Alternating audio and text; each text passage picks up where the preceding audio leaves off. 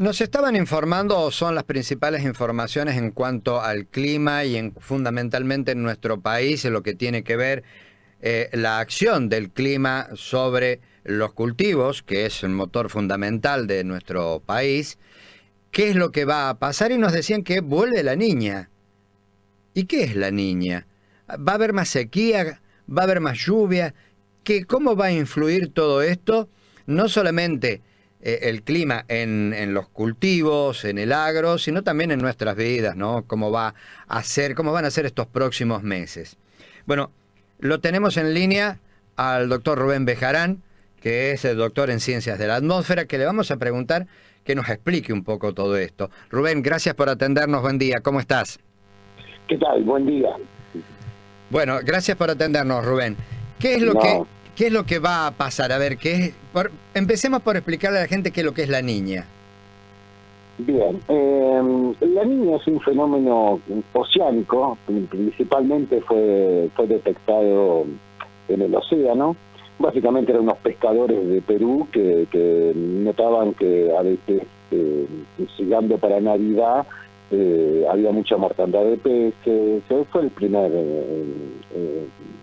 la primera noticia que se tuvo. Pero resulta que se hicieron investigaciones y se dio cuenta que era un fenómeno bastante más grande y que no solo involucraba al océano. Era simplemente un aumento en la temperatura del mar en una zona del Pacífico bastante grande, un área muy grande, qué sé yo, 2 Argentinas. Y aumentaba por encima de lo normal la temperatura, más de 1 grado. Y se notó que la circulación de la atmósfera, es decir, que los sistemas de baja y alta presión se veían perturbados. Se empezaron a hacer investigaciones y se empezó a notar que había una relación o una correlación entre lluvias en distintos lugares del planeta cuando esa temperatura aumentaba. Pero lo que había que demostrar es que cuando esa temperatura bajaba, la señal era diferente en las precipitaciones, ¿me entiendes? Entonces, cuando aumentaba la temperatura, se le llamaba El Niño, y cuando bajaba, cuando la anomalía era negativa, se llamaba La Niña. Y empezaron todos los países a empezar a hacer correlaciones y ver qué les pasaba cuando había niños. Bueno, así el norte de Brasil le dio que llovía más, en el sur de Brasil llovía menos cuando había niños. Y nosotros empezamos a estudiarlo y empezamos a ver que, bueno, también había una correspondencia. Era un poco más fuerte en las provincias de Entre Ríos, Corrientes, Misiones, y en la parte este de Santa Fe y el Chaco. Se notaba que había más precipitaciones cuando estaba el niño. Bien. Así fueron, hubo niños que fueron más de 1 grado, llegaron a ser 2 grados, que fueron unos niños muy fuertes, no sé si se recuerdan, en el año 82, en el año 86, esos fueron muy, muy grandes. Y la señal fue muy definida. También lo que se notó es que la nieve de cordillera también se veía afectada, por lo tanto cuando había el niño, en verano siguiente había más agua en los ríos cordilleranos. Entonces, bueno, se empezó a prestar atención. Bueno, el otro tema es que nosotros, tenemos grandes áreas de cerealeras y tenemos un saldo exportable muy grande, por lo tanto, todos los países del mundo empezaron a mirar a la Argentina también por el impacto del precio de un cereal.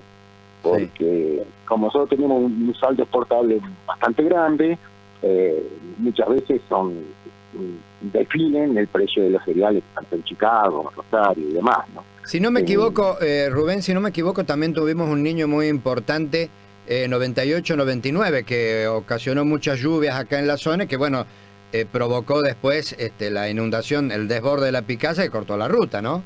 Exacto. también es un fenómeno recurrente. Lo que pasa es que fuertes y que tengan señales muy definidas, yo creo que hay algo de 6 así fuertes. Como ser ahora veníamos de una entre neutro y niña, y ahora hay 3 modelos que están diciendo de que puede haber un agravamiento en los siguientes meses con respecto. Es decir, las probabilidades de niños es muy baja y las probabilidades de niñas son mucho más sostenidas, ¿no? Ajá. Entonces, bueno, medio como que el mundo se prepara también para un fenómeno la niña.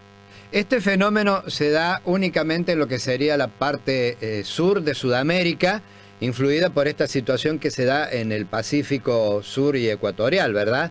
Es decir, no afecta más allá en los otros continentes o en el resto, en la parte norte de Sudamérica. No, absolutamente. Como ser Australia sí se ve muy afectada, y Estados Unidos tiene 2 sectores. La zona del Mississippi tiene una señal de seca, y la parte de Illinois, más ahí donde están los grandes lagos, tiene la señal inversa. Entonces, también por eso es también muy sensible, claro. Porque también son dos zonas cerealeras por excelencia. Claro. Entonces, sí, no sabía que afectaba a Australia también.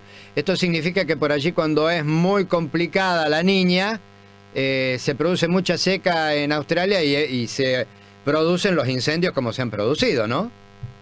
Claro, bueno, en realidad si uno mira Australia, el 80% es zona media, muy seca, ¿no? Es cierto, entonces, sí, prácticamente. Y con una densidad poblacional muy baja, por lo tanto son incendios que pueden durar un mes y no lo apaga, y las lluvias son tan escasas que, bueno, tardan mucho en apagarse, ¿no?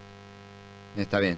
Estabas hablando de la influencia sobre, vayamos así, a nuestra zona, la niña, qué es lo que se espera que venga y cómo afectaría, porque ya hemos tenido un poco de sequía durante este invierno. Exacto. Bueno, que por allí las lluviecitas han venido realmente muy bien, pero hemos tenido prácticamente, yo diría, 4 o 5 meses secos durante otoño e invierno. Y esta primavera, ¿va a ser seca también? Todo indica que hay más probabilidades de que continúe el déficit de precipitaciones en la zona. De todas maneras, ahora estaba mirando un informe del INTA que plantea determinados cereales tienen mayor en los rindes se ha notado más sensible a este tipo de fenómenos. Me llama la atención que cuando hay fenómenos de la niña, los rindes del maíz parecía que no se ven afectados. Yo hay la fenología de este tipo de sí con las hojas y con el girasol. Reconozco que no sé cuáles son las razones, pero bueno, se han notado correlaciones negativas en los rindes cuando hay niña en soja y en girasol, y no así se ha podido detectar con maíz. No sé si es más tarde que se siembra, no sé, no desconozco ese hecho, ¿no? Está bien. Por allí hay algunos sectores de lo que yo he podido leer, algunos sectores en la provincia de Buenos Aires, lo que es más la parte de la Pampa húmeda, que a pesar de la influencia de la niña durante este invierno, medianamente han alcanzado los valores medios estadísticos de lluvias del periodo, pese a la presencia de una niña. Debe ser una niña débil. Sí, el año pasado hemos tenido entre neutro y niña débil. Lo que pasa es que, bueno, también se superponen otros fenómenos. Han aparecido nuevos híbridos que son más resistentes a la sequía, que también se superponen a un fenómeno que muchas veces, cuando se da adverso, la genética también ha tratado de paliar ese tipo de inconvenientes. Pero sí, además lo que tiene, como sea, a nosotros nos cuesta mucho también hacer predicciones para conocer, comparando la del 82 y la del 86, las zonas donde se detectó la mayor anomalía, así que llovió muy poco, no fueron coincidentes. En una fue en medio de la zona de Corrientes y Chaco, y en la otra sí afectó mucho más en la parte del norte de Buenos Aires y Entre Ríos. Entonces, no tiene una localización muy así que uno puede definir rufino. Es un área que uno tiene que abarcar en áreas más grandes, ¿no? Y muchas veces hay zonas donde realmente el fenómeno no se evidenció, y en otro donde fue muy severo. Lo que estaba notando, como veía que son más fuertes las señales en Entre Ríos que como sea el Departamento General López. Eso sí lo he notado. Las razones, es decir, a medida que me voy yendo más al oeste, las señales son más débiles. O sea, ¿qué quiere decir esto? ¿Que va a haber más sequía hacia el oeste? No, yo diría es que está menos influenciado por el fenómeno de la Niña a medida que me voy más para el oeste. Por lo tanto, yo digo, me atrevo, podríamos llegar a decir que es más probable que la sequía se evidencie en Entre Ríos y no así en el sur de Córdoba y sur de Santa Fe, ¿no? Y esto significa, a ver, porque evidentemente lo que viene pasando durante este invierno con el Paraná, me imagino que también ha sido motivo de tu análisis, ¿no? Porque este hecho que estamos comentando, que ha afectado a las zonas de precipitación del sur de Brasil, que es la que abastece de agua al Paraná y al Uruguay, ¿no? Claro, pero reconozco que tendría que tratar de ver algún otro elemento, porque mira, normalmente en la recarga del río Paraná y del río Paraguay, o están en el Mato Grosso o están en las tierras del sur de Brasil. Y esa zona recarga mucho, es decir, las precipitaciones son intensas en los meses estivales, es decir, a partir de noviembre empieza a llover, de noviembre a tipo hasta marzo, abril, es cuando se dan las precipitaciones. Lo que pasa es que, bueno, tiene una pendiente tan baja este río que tiene que recorrer 2.500 kilómetros bajando solamente 200 metros. Entonces, corre muy lentamente el Paraná y el Uruguay, son todos que tienen entonces la ola de crecida tiene una demora a veces hasta de 2 meses. Por lo tanto, recarga ahora en el Paraná no va a haber hasta que no vengan las lluvias estivales de tipo para diciembre, enero. Y que también, bueno, hay recarga del Pilcomayo y recarga del Bermejo, que también son ríos que crecen mucho en los meses estivales, ¿no? Entonces, pero es curioso que esta bajante se dio durante todo el invierno, que es por lo general cuando hay bastante agua. Entonces tenemos que pensar, o hay un represamiento no hay tantas represas del lado del Paraguay, pero bueno, hay más sobre el Paraná. Claro, claro. Quizás a lo mejor puede ser un poco de la actividad del hombre, si que ha represado más para tratar de generar más energía. Sí, de todas maneras también la información, Rubén, es que las propias represas del sur del Brasil, que son de los afluentes del Paraná, o del propio Paraná, también están bajas, también están con niveles bajos, ¿no? Evidentemente la falta de lluvia, más allá de la situación de la Niña, como decías vos al comienzo, también está el resto de la actividad del hombre, es decir, en Brasil el desmonte para meter soja, que ocasiona obviamente todo un cambio. Y sí, cambia todo el balance hídrico de la zona, obviamente cambia, es decir, la escorrentía se hace mucho más rápida, pero tiene mucho menos permanencia en el mismo suelo, ¿no? Por lo tanto, es claro que, es decir, siempre cuando se hacen los balances hídricos de la zona natural y después con una actividad antropogénica, se nota que los balances hídricos se modifican fuertemente, ¿no? Bien, entonces, lo que se espera para esta primavera, por lo menos hasta los primeros días del año próximo, es Sí, una región que es afectada por el déficit de lluvia, que es fundamentalmente todo lo que es el noreste, la Mesopotamia, sí, yo parte de diría más la Buenos Aires y Mesopotamia. Santa Fe también y un poquito de Córdoba. Exacto, exacto. Sí. Es así. Es así cuando se da la niña, el fenómeno es lluvias normales o inferiores a lo normal. Claro. Y entonces hay muchas más zonas inferiores a lo normal. En el caso de no sé, vi las estaciones de rufinense, las estaciones meteorológicas rufinense, y sí, efectivamente se nota un déficit de precipitaciones hace por lo menos 4 meses. Normalmente las lluvias, qué sé yo, si uno va cada vez más para el noroeste, Sí. las lluvias anuales, si uno considera, vamos a suponer que Talca llueve 1.000 milímetros, 900 lo llueve en los meses estivales. Es decir, el 90% de las lluvias serán concentradas en 3 meses. En Córdoba, más o menos, casi el 80% se da en el verano. Durante el invierno prácticamente nunca llueve en Córdoba.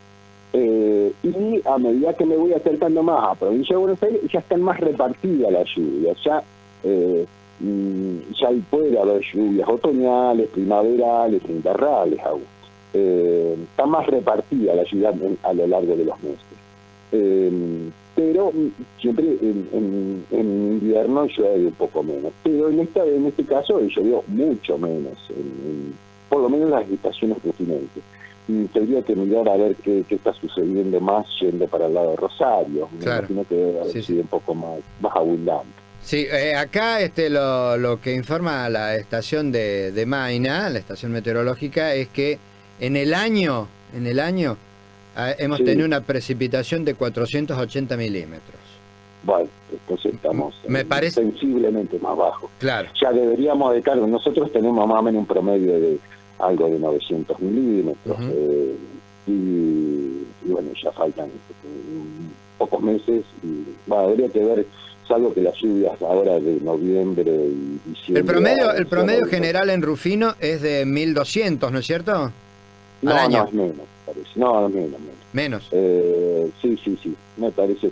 A ver, 1.200 de tener Posadas, 1.000 tendrá más o menos Rosario, y nosotros debemos tener algo de entre 1.900 más o menos. Está bien. Bueno, Rubén, te agradecemos muchísimo, te vamos a estar molestando para ver si se modifica. No te pedimos que nos adelantes qué va a pasar a partir del año que viene en el trimestre de verano, pero... Normalmente hay una reunión acá en Buenos Aires que se hace todos los meses, se trata de ver a ver cómo, y se actualizan todos los modelos. Por lo tanto, muchas veces surgen cambios casi en forma mensual, ¿no? De las predicciones que se van haciendo. Pues viendo a ver cómo está evolucionando. En esa zona del Pacífico se han puesto, bueno, no ha puesto Estados Unidos, pero... son como 1.000 boyas esparcidas cada X cantidad de kilómetros, y entonces cada vez que llega esa información se actualizan todos los modelos. Claro. Entonces, por lo general hay informaciones casi en forma mensual, ¿no? Entonces, bueno, vamos a seguir monitoreando y viendo a ver cómo evoluciona esto. Gracias, Rubén, por tu tiempo y tu gentileza. No, de nada. Saludos a todos. Que tengan una agradable jornada. El doctor Rubén Bejarán, doctor en Ciencias de la Atmósfera, que nos estaba comentando, explicando un poco el tema de la niña y qué es lo que va a pasar en esta zona.